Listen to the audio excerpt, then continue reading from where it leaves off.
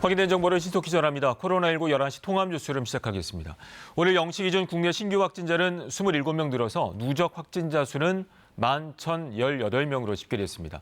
이 중 22건은 지역 발생인데요. 엿새 연속 30명 안팎의 수치를 기록하고 있습니다. 잠시 뒤에는 중앙재난안전대책본부의 브리핑이 있을 예정입니다. 먼저 이충환 의학전문 기자와 함께 이야기 나누겠습니다. 자, 오늘 현황부터 알아보죠. 엿새째 30명 안팎으로 나오고 있네요. 네, 27명이 늘었고 네. 해외 유입은 5명, 국내 발생이 22명입니다. 대부분 네. 수도권에 확진자가 있고요. 네. 도합 11,018명이 됐죠. 89%인 9,821명이 완치 판정을 받고 격리가 해제됐고 현재 네. 937명이 치료를 받고 있는 상황입니다. 네. 사망자는 더 늘지는 않았습니다. 그렇군요. 어제는 인천 지역이 많았는데 오늘은 좀 서울 지역이 많은 것 같고요. 또 중대본도 언급을 했습니다만 이태원 클럽 관련해서 그 직접 방문자보다는 이제는 접촉자가 좀 많아지는 추세다라고 얘기를 했어요. 클럽 관련이 한 네. 9군데나 되기 때문에 네. 누가 처음 전파를 했는지를 알 수는 없는 상황이지만 일단 네. 클럽에 다녀와서 확진되던 1차 감염으로 보고 있다면 예. 지금은 그 시일이 한 14일, 보름 정도 지나가고 있습니다. 4월 말로 치면. 그렇죠. 그렇다면 이제 2차, 3차 감염이 더 많아지고 있는 상황입니다. 네. 또 하나 나온 것 중에 하나가 이제 인천 지역 같은 경우 오늘 아침에 보면은 또 초등학생이 감염됐다는 얘기가 나왔어요. 학생들은 뭐 학원도 다니지만 또 여러 학원을 다닐 수가 있기 때문에 예. 2차, 3차 전파의 가능성이 상당히 많습니다. 네. 그 이태원 학원 강사, 이태원을 다녀온 학원 강사 관련이 지금 한 15명 정도 나오고 있는데 3차 감염도 3명 이상 나오고 있습니다. 그러니까 네. 학원 강사를 통해서 학생한테 감염되면 2차 감염이 되겠고 네. 또 그 학생을 통해서 그 어머니가 감염이 된 또 다른 학생은 또 친구가 감염이 되고 또 다른 과외 교사가 또 감염이 되는 등 3차 감염도 지금 나오고 있는 그런 상황입니다. 알겠습니다. 자, 그럼 현장으로 가보도록 하겠습니다. 직접 브리핑 들어보시죠.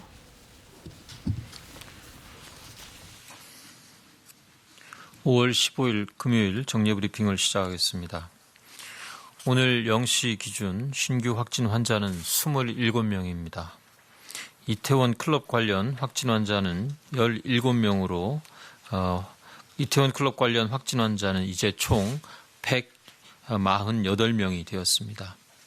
해외 입국 사례는 이 가운데 5명이며 어제 진행한 진단검사 총 15,263건의 시행 결과입니다. 5월 15일 0시까지 발생한 확진 환자의 총수는 11,018명이며 이 가운데 9,821명이 완치, 격리 해제되어 완치율은 89.14%입니다. 어제 사망자는 없어서 현재까지의 총 사망자는 260명입니다. 오늘 박능호 보건복지부 장관 주재로 열린 중대본 회의에서는 수도권 3개 지자체별 이태원 클럽 관련 환자 발생 상황과 조치 계획, 고위험 집단시설 관리 방안, 5급 공채 시험 대비 방역 관리 방안 등을 논의하였습니다. 박능호 장관께서는 이태원 클럽 집단 감염으로 위기감이 고조되고 있지만 국민 여러분들께서 손 씻기와 마스크 착용 등 생활 방역 수칙을 철저히 지켜주시고 코로나19가 의심될 경우 즉시 신고해 주시면 우리가 코로나19와의 장기전에서 승리할 수 있을 것이라며 방역 수칙 준수와 자발적인 검사를 강조하였습니다. 오늘 중대본 회의에서는 이태원 클럽 집단 감염과 관련된 지자체별 환자 발생 상황과 조치 계획에 대하여 논의하였습니다. 정부는 이태원 클럽과 관련한 추가적 지역 감염을 막기 위하여 기지국, 카드 결제 내역 추적, 경찰 협조 등 가능한 모든 방법을 동원해서 방문자를 찾기 위하여 노력하고 있습니다. 또한 유흥시설 외에도 유사업소에 대한 현장 점검을 강화하고 있습니다. 지자체별로도 추가적인 집합금지 행정명령 등을 통하여 지역별 위험도를 고려하여 조치하고 있습니다. 그러나 이태원 클럽과 관련하여 전국 각 지역에서 2차, 3차 감염도 확인되고 있는 상황입니다. 동선을 숨기거나 부정확한 진술을 통해서 감염자를 찾는 일이 느려진다면 지역사회로의 감염이 확산되어 현재의 코로나19 방역관리 체계가 유지되기 어려운 면이 있습니다. 방역 당국이 빠르게 감염자를 찾아내고 신속하게 격리하여 감염 확산을 차단하기 위해 선별 검사와 역학조사에 적극적으로 협조해 주실 것을 부탁드립니다. 무자격 외국인 체류자도 익명으로 검사받을 수 있으니 관련 장소를 방문하였거나 감염이 의심될 경우 적극적으로 검사를 받아주시기 바랍니다. 한편 인천시에서 이태원 클럽 방문자를 통해 감염된 확진 환자 2명이 감염 사실을 모른 채 2곳의 교회 예배에 참여한 일이 있었습니다. 인천시는 신속하게 교인 740명을 대상으로 전수 진단 검사를 실시하였습니다. 그 결과 검사 결과를 기다리는 5명을 제외한 전원이 음성 판정을 받았습니다.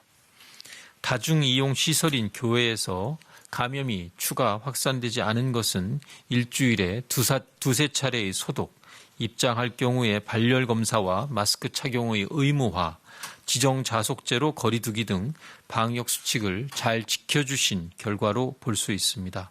또한 1천여 명의 교인 가운데 300여 명은 온라인으로 예배에 참여하였고 접촉으로 인한 감염을 막기 위해 장갑 착용도 의무화하는 등 시설 특성에 맞게 자체적으로 방역 조치를 고민하고 시행한 점을 높이 평가할 수 있습니다.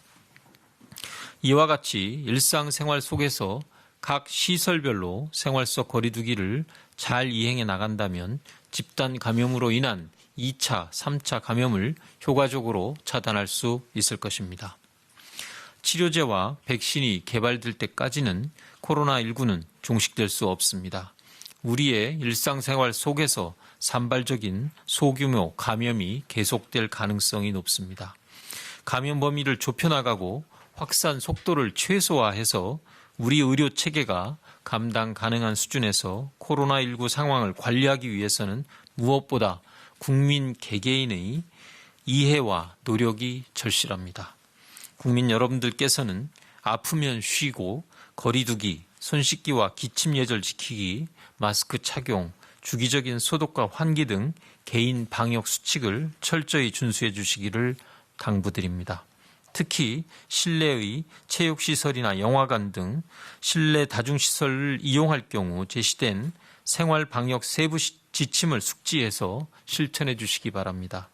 사업장에서도 방역 관리자의 책임하에 시설 특성에 맞는 방역 수칙을 고민하고 창의적으로 적용하는 등 적극적인 방역 조치를 당부드립니다.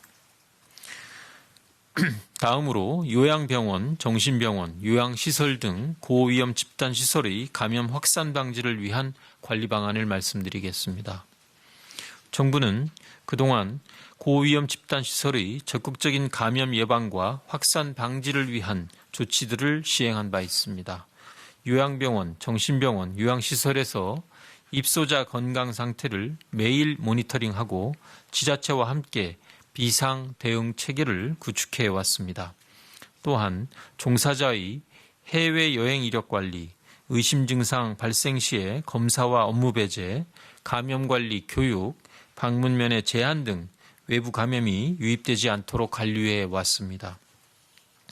이와 함께 요양병원에서 의심 증상이 발생할 경우 신속히 환자를 격리할 수 있도록 건강보험 관련 수가를 개선하였고 요양시설에서도 종사자를 업무에서 배제토록 근로시간으로 인정하여 요양보험 수가를 지급하였습니다. 정부는 앞으로도 새로운 감염원 유입을 차단하고 상시적인 감염 예방 체계가 마련될 수 있도록 진단검사의 지원을 확대하고 안전한 면회 환경 조성 등을 추가로 추진할 계획입니다. 요양병원과 정신병원 신규 입원자 전체에 대하여 5월 13일부터 진단검사 비용의 50%를 건강보험에서 지원하고 있습니다. 정부는 요양시설에 대해서도 신규 입소자가 입소하기 전에 진단검사를 실시하여 결과를 확인하고 입소할 수 있도록 하겠습니다. 검사 비용의 50%를 건강보험이나 지방자치단체의 예산을 통해 지원토록 할 계획입니다. 한편 요양병원이나 요양시설에서 면회가 금지됨에 따라 부모님을 직접 만나 뵙지 못해 상심하고 계신 국민들이 많은 것으로 알고 있습니다. 정부는 코로나19 상황의 전반적인 추이와 집단 감염 발생 현황, 현장 준비 상황 등을 종합적으로 고려해서 안전을 전제로 면회를 허용할 수 있는 방안을 방역당국과 함께 조속히 마련해 나가겠습니다. 다음은 생활방역위원회 개최에 대하여 말씀드리겠습니다. 정부는 코로나19 장기화에 대비하여 일상과 방역을 조화시키는 생활 속 거리두기 체계 준비를 위해 4월 10일부터 의학계, 사회 분야 전문가로 구성된 생활방역위원회를 운영하고 있습니다. 생활방역위원회 논의 과정은 의학적, 과학적 측면에서 최선의 감염 차단 방안을 모색하되 우리 사회의 수용 수준과 국민들의 실천 가능성을 균형 있게 고려하기 위한 논의 과정입니다. 5월 19일에는 제4차 생활방역위원회가 개최될 예정입니다. 주기적으로 점검하는 코로나19 위험도 평가와 함께 이태원 클럽 방역 상황과 생활 속 거리두기 이행 현황 등도 함께 점검하게 됩니다. 이미 발표한 생활 속 거리두기 수칙 가운데 개정 또는 보완이 필요한 사항에 대해서도 논의하겠습니다. 날씨가 더워짐에 따라 학교와 다중이용시설 등 냉방기기 사용 기준을 검토하고 이태원 클럽 사건 발생으로 유흥시설 등 고위험 시설에 대한 방역 지침도 논의할 계획입니다. 정부는 당초 2월 29일 예정이었으나 코로나19 확산으로 연기되었던 국가공무원 5급 공채 시험을 이번 주 토요일 실시할 계획입니다. 이번 시험은 올해 처음으로 치러지는 국가공무원 공채시험으로서 1만 2천여 명의 수험생의 안전을 최우선 목표로 방역 당국이 제시하는 방역 수칙을 철저히 준수하여 시행할 계획입니다. 수험생 자진신고 시스템을 운영해서 건강 상태와 출입국 현황, 이태원 방문 이력 등을 사전에 파악하여 관리하고 자가 격리자도 별도 장소에서 응시할 수 있도록 할 계획입니다. 출입구 발열 검사를 통해 의심 증상이 있는 수험생은 예비 시험실에서 응시토록 하고 시험 종료 후에는 혼잡을 방지하기 위하여 순차적으로 퇴실시킬 예정입니다. 시험실별로 수용 인원을 15명으로 대폭 축소하고 수험생 간의 거리 두기, 마스크 착용 의무화, 소독과 환기 등 조치를 통해서 감염 확산 가능성을 최소화할 계획입니다. 또한 인사혁신처의 간부와 직원 303명을 전국의 모든 시험장에 방역 담당관으로 파견하여 감염 예방과 방역 조치를 현장에서 직접 시행 관리토록 할 계획입니다. 이번 5급 공채시험을 시작으로 그동안 미뤄왔던 국가시험들이 진행될 예정입니다. 수험생과 시험 감독 모두 방역 지침을 철저히 준수해서 안전하게 시험을 치러냄으로써 생활 속 거리두기의 모범 사례가 될 수 있기를 기대합니다. 오늘 저녁에는 한중일 보건장관회의를 영상으로 개최해 각국의 코로나19 최신 현황과 관련 정책을 공유할 예정입니다. 오늘 회의에서는 코로나19 대응에 있어서 우리나라 정부의 신속하고 정확한 정보 공개, 특별 입국 절차와 생활치료센터 등 창의적인 방역 체계 등 지금까지 이루어낸 성과도 함께 공유할 예정입니다. 이번 회의는 코로나19가 발생한 이후 첫 번째로 한중일 보건장관 회의이며 인접한 세 국가가 코로나19 상황에 대한 논의와 협력의 장이 열렸다는 데 의의가 있습니다.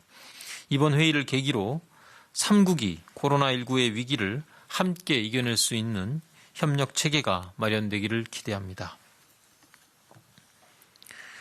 코로나19는 내가 증상이 없더라도 나로 인해 가까운 가족과 이웃의 생명을 위협할 수 있는 질병입니다. 국민 여러분 개개인이 방역의 주체임과 동시에 방역 수칙을 준수하지 않으면 언제든지 바이러스 전파자가 될 수 있음을 명심해 주시기 바랍니다.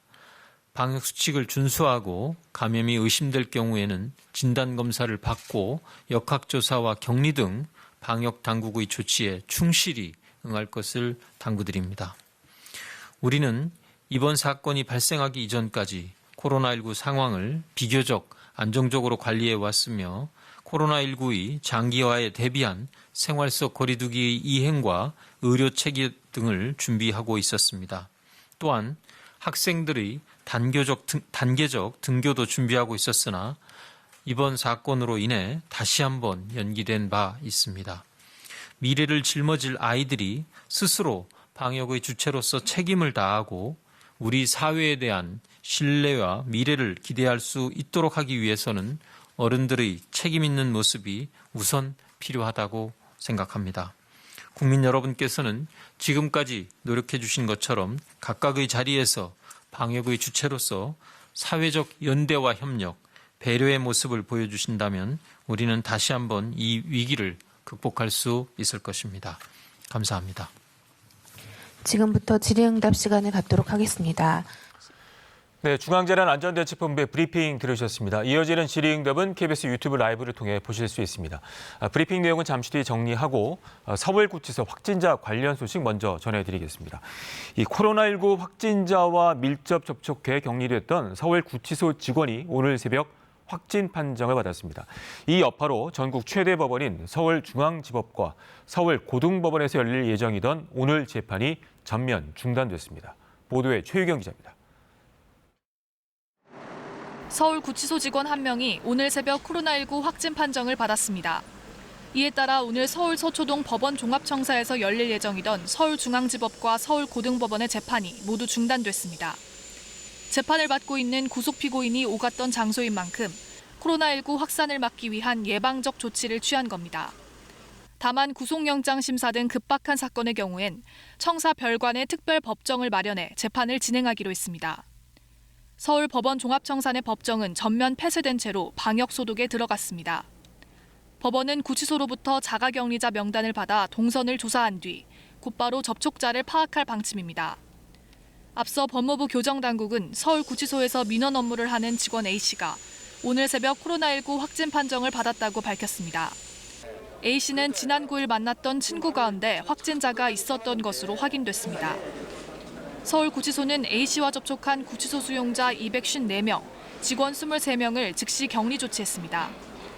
밀접 접촉자로 분류됐던 동료 직원 6명은 이미 코로나19 진단검사를 받았는데 모두 음성 판정을 받았습니다. 수감자 중엔 밀접 접촉자가 없었던 것으로 조사됐습니다.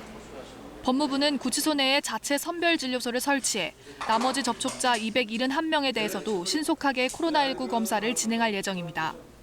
앞서 서울구치소에 수감돼 있던 박사방 운영자 조주빈도 A씨와 동선이 겹쳐 어제 격리됐고 오늘 코로나19 검사를 받을 예정입니다. KBS 뉴스 최유경입니다. 네, 이번에 이충환 의학전문기자와 함께 앞선 브리핑 내용 정리해 보도록 하겠습니다. 조금 전 리포트에서도 언급이 됐습니다만 이제 구치소 직원이 확진이 되면서 2차, 3차 여러 가지 감염들이 확인이 되고 있는데요. 이 브리핑에서도 2차, 3차 감염을 확인하면서 특히 이제 동선을 숨기지 말아달라 이런 얘기를 했어요. 그렇습니다. 지금 이태원 클럽 신규 확진자가 이제 네. 관련 확진자가 많이 나오고 있는데 이틀 전부터는 이제 다녀왔던 1차 전파자 뿐만이 아니고 2차, 3차 감염 사례가 더 많아지고 있습니다. 네. 지금 특히 2차, 3차 감염 사례가 많은 것은 다녀온 분들이 이제 동선을 숨기지 말고 네. 빨리 진단 검사를 받아야 되는데 아직도 한 2천여 명이 연락이 안 되고 있는 상태이기 때문에 네. 혹시 이태원을 방문하는 경력이 있다라고 생각이 된다면 지금이라도 빨리 검사를 받는 게 좋겠습니다. 알겠습니다. 특히 이제 인천시 같은 경우가 학원 강사를 통해서 오늘 아침 소식은 15명까지 초등학생까지 이제 확진이 됐는데 앞서 브리핑에서는 그 감염 사실을 모르고 2명이 교회를 방문했는데 전수 진단 검사 결과 저런 음성을 받았다. 그러면서 이제 약간 모범 사례처럼 언급을 했네요. 그렇습니다. 네. 인천 학원 강사 관련해서 15명 정도의 2차 감염 사례, 3차 감염 사례가 나왔는데 네. 그중 2명이 본인이 감염된 사실을 모르고 이제 교회 예배를 참석을 했는데 네. 두 곳의 교회 예배 참석을 두 곳입니다. 네. 근데 교인을 합치면 1,000명 정도 되는데요. 당시에 300명 정도는 온라인 예배를 드렸고 740여 명이 예배 참석을 했는데 장갑을 착용하고 또 좌석도 떨어져 앉고 마스크를 착용하는 등 방역 수칙을 잘 지켰다고 합니다. 지침을 잘 지켰다는 지침을 잘 지켰다는 얘기인데 네. 그런 어떤 방역 지침을 잘 지킨 탓인지 740여 명을 검사를 했는데 현재 5명 아직 검사 결과가 안 나왔지만 네. 전원 다행히 음성 판정을 받았다고 합니다. 그래서 방역 당국이 방역 수칙을 잘 지킨 생활 속 거리 두기를 잘 지킨 그런 모범 사례로 얘기를 했습니다. 네. 연이어서 이제 5월 6일 날 이태원 클럽 관련 1차 이제 초발 환자가 나왔고 일주일이 지났고 그다음에 이제 이번 주, 다음 주까지가 굉장히 중요한 시기이기 때문에 이번 주말에 또 많은 분들이 이동하시는 주말이잖아요. 네. 특히 기본적인 수칙들을 지키는 게 중요할 것 같아요.